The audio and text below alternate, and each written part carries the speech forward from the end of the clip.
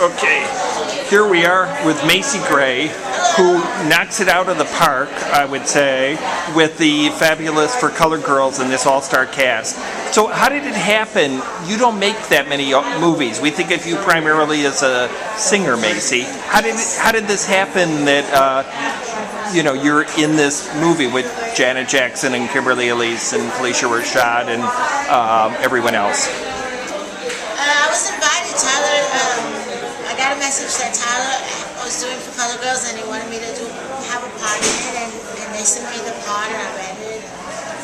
And then, I accepted, of course. And that was pretty basic, pretty simple how it happened. Had you met him before? Was this like out of the blue? I never met Tyler Perry. I'd seen him, of course, but never met him. And when you had that first meeting with him, was it in Atlanta? Did he come and do you live in New York or Ohio or? No, yeah, I went to Atlanta. Well, no, actually we did a pickup shot in New York before I went to Atlanta. And he was on the set and he was like in the middle of things and he was very focused, so it was more like I just came in and said hi. We didn't really get to know each other that day. And then I flew out to Atlanta. We spent a little more time together, but it was cool. But yeah, the first time I met him was in New York.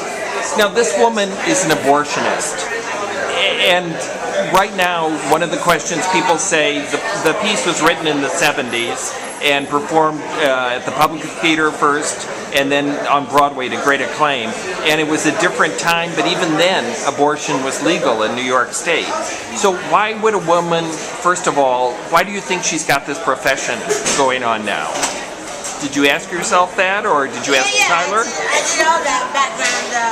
I did a little research, and most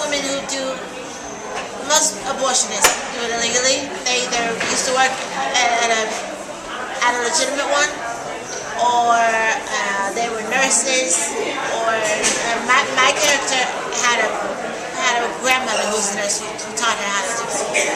So out of the three people that I did research on, like their reasons, that was the one that fit my character the best, I thought. And you said at the press conference that we just had, you said you started going into the background for this woman of watching TV programs that she would watch and watch porn that she would watch. How did you decide what kind of a woman she was like?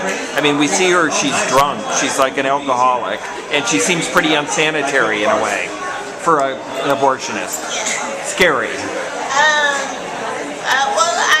I write like a bit of an autobiography first. Like I see my character, who she is, and I go back and I write about how she got to me. So I go all the way back to my earliest memory, and then that dictates a lot. That dictates the simple things, like TV, what she eats, where she goes, who she talks to, who she doesn't talk to, and so a lot of things fall into place once you get that down.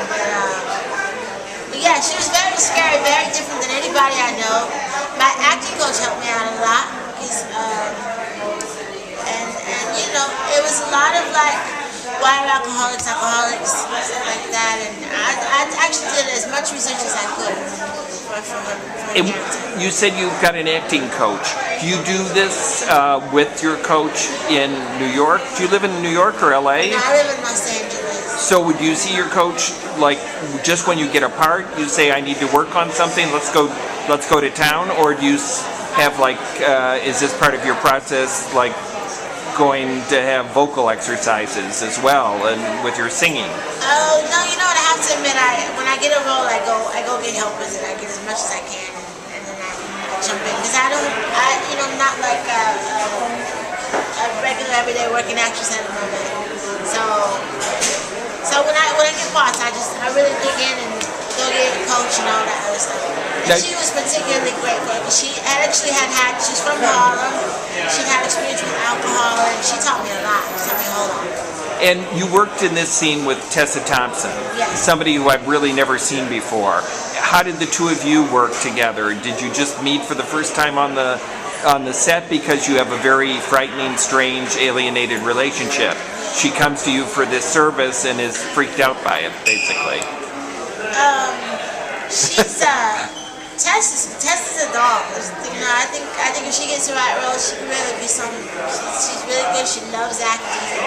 She loves attention, which is perfect for being an actress. And she's a good girl. I hope everything works out for her. But it's funny because we didn't know each other, and I was getting in character, and we were in the makeup room, and I wouldn't talk to her because my character would never talk to her.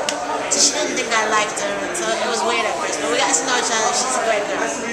So, Tyler Perry on the set, how is he? Was he a lot different than when you met him off the set when you were discussing the role? Is he all business? Is he a very, directors have 1,000 things to do every day. Yeah.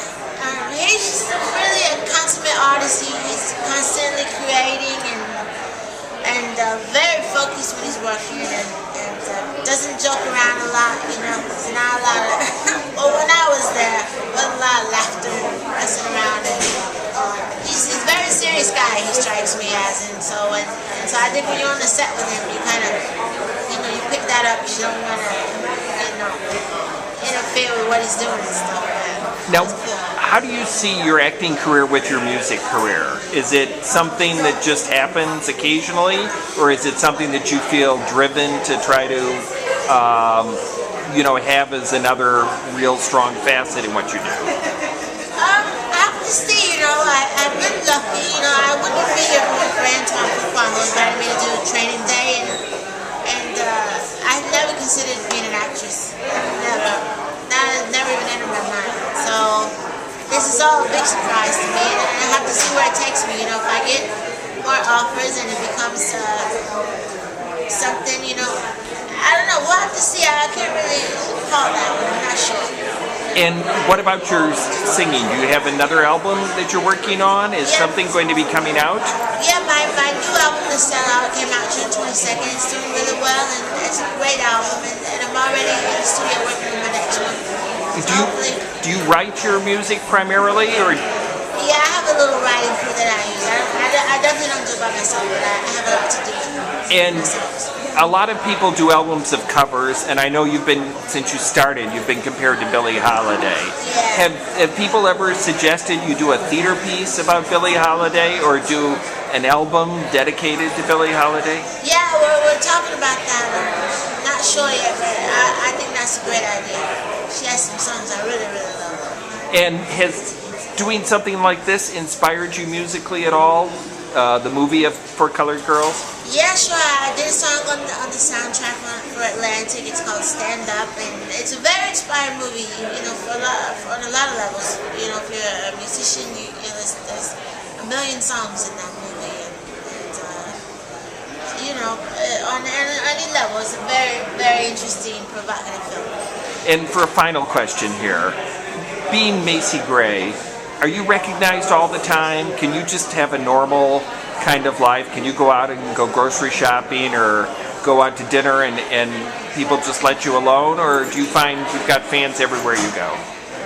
Yeah, I definitely have fans. I haven't been mobbed in a while, but I go out alone all the time. It's just something, it's just a freedom that I really demand. I don't want to be, lugged around by security all day and scared to come out of my house. But I know there are some celebrities that can't roll out alone. At this moment, I can, so I definitely enjoy that. Thank you so much. Okay.